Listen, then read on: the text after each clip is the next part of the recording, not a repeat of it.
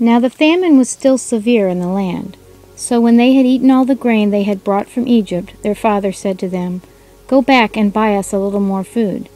But Judah said to him, "The man warned us solemnly, 'You will not see my face again unless your brother is with you.'"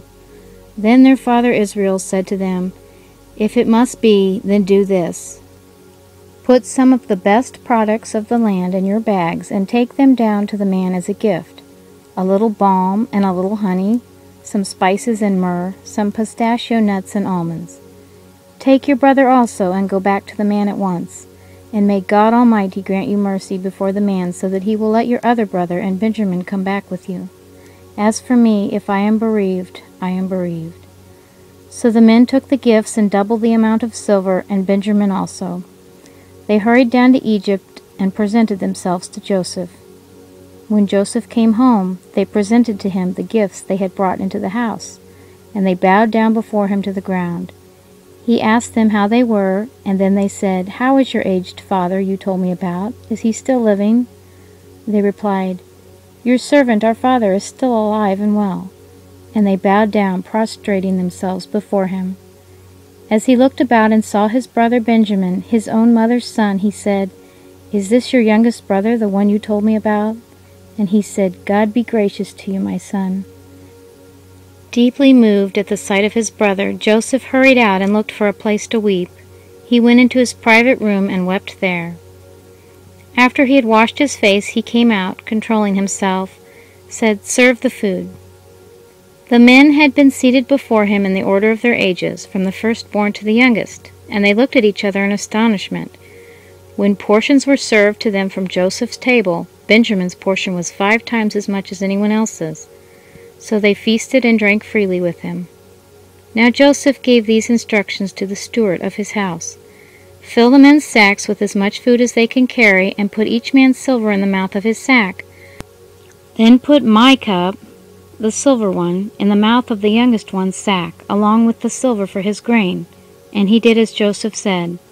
As morning dawned, the men were sent on their way with their donkeys. They had not gone far from the city when Joseph said to his steward, "Go after those men at once, and when you catch up with them, say to them, 'Why have you repaid good with evil? Isn't this the cup my master drinks from, and also uses for divination? This is a wicked thing you have done.'" When he caught up with them, he repeated these words to them. But they said to him, "Why does my lord say such things?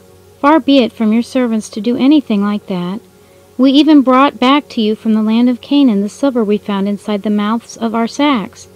So why would we steal silver or gold from your master's house? If any of your servants is found to have it, he will die, and the rest of us will become my lord's slaves." "Very well then," he said, "let it be as you say. Whoever is found to have it will become my slave. The rest of you will be free from blame." Each of them quickly lowered his sack to the ground and opened it. Then the steward proceeded to search, beginning with the oldest and ending with the youngest. And the cup was found in Benjamin's sack. At this they tore their clothes. Then they all loaded their donkeys and returned to the city. Joseph was still in the house when Judah and his brothers came in, and they threw themselves to the ground before him. Joseph said to them, "What is this you have done? Don't you know that a man like me can find things out by divination?" "What can we say to my lord?" Judah replied. "What can we say? How can we prove our innocence? God has uncovered your servant's guilt. We are now my lord's slaves, we ourselves and the boy who was found to have the cup." But Joseph said, "Far be it from me to do such a thing. Only the man who was found to have the cup will become my slave. The rest of you go back to your father in peace." Then Judah went up to him and said, "Pardon your servant, my lord. Let me speak a word to my lord. Do not be angry with your servant, though you are equal to Pharaoh himself.